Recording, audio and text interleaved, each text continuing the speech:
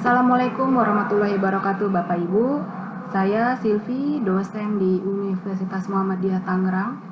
Kali ini saya ingin memaparkan terkait dengan teori belajar.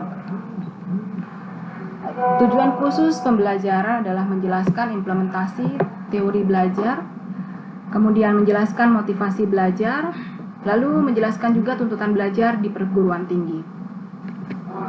Definisi dari belajar adalah merupakan aktivitas sadar dan menetap yang dilakukan oleh manusia sebagai individu yang berinteraksi dengan lingkungannya yang mengakibatkan perubahan perilaku, meliputi perubahan sikap, pengetahuan, dan keterampilan. Ciri dari individu yang telah mengalami proses belajar adalah adanya perubahan perilaku yang lebih baik dan relatif menetap akibat interaksi aktif individu tersebut dalam lingkungannya. Pembelajaran sendiri mempunyai definisi, yaitu merupakan proses interaksi antar peserta didik dengan pendidik, dan sumber belajar pada suatu lingkungan belajar. Teori belajar menurut ahli aliran psikologi dibagi menjadi 5 aliran, yaitu 1. Aliran atau mazhab tingkah laku yang menekankan pada hasil dari proses belajar. 2. Aliran atau mazhab kognitif yang menekankan proses dari belajar. 3. Aliran mazhab humanistik yang menekankan isi apa yang dipelajari. 4. Aliran atau mazhab konstruktivistis. Kemudian yang terakhir atau yang kelima adalah aliran atau mazhab sibernetik yang menekankan pada sistem informasi yang dipelajari.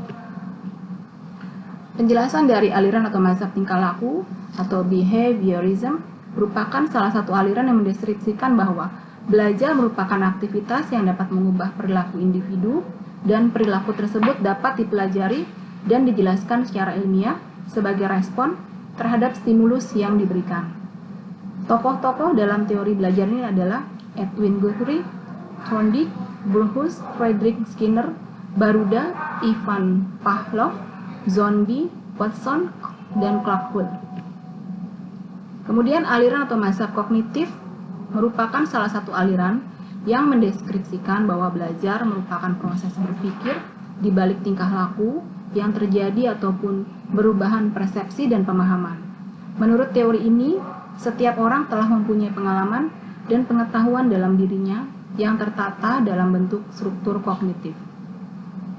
Tokoh-tokoh dalam teori belajar ini yaitu Jean Piaget, Brunner, David Ausubel, Dennis Van Hille, Brunel, dan Van Engen.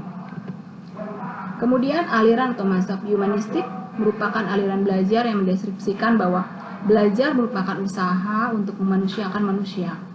Proses belajar dianggap berhasil jika pembelajar memahami lingkungannya dan dirinya sendiri. Tokoh-tokoh dalam teori belajar ini adalah Bloom, Caldwell, Kolb, Abraham Maslow, Honey, dan Habermas. Kemudian keempat adalah aliran konstruktivitis, merupakan aliran belajar yang mendeskripsikan bahwa belajar merupakan proses di mana pembelajar secara aktif mengkonstruksi atau membangun pengetahuan, gagasan atau konsep baru didasarkan atas pengetahuan awal yang telah dimilikinya. Tokoh-tokoh dalam teori belajar ini yaitu Vygotsky dan Jean Piaget. Yang terakhir adalah aliran mazhab sibernetik yang menyampaikan bahwa belajar adalah pengolahan informasi. Sistem informasi menentukan terjadi proses belajar.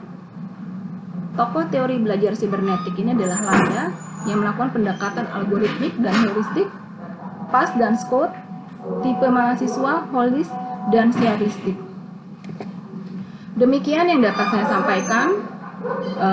Terima kasih, semoga bermanfaat. Wassalamualaikum warahmatullahi wabarakatuh.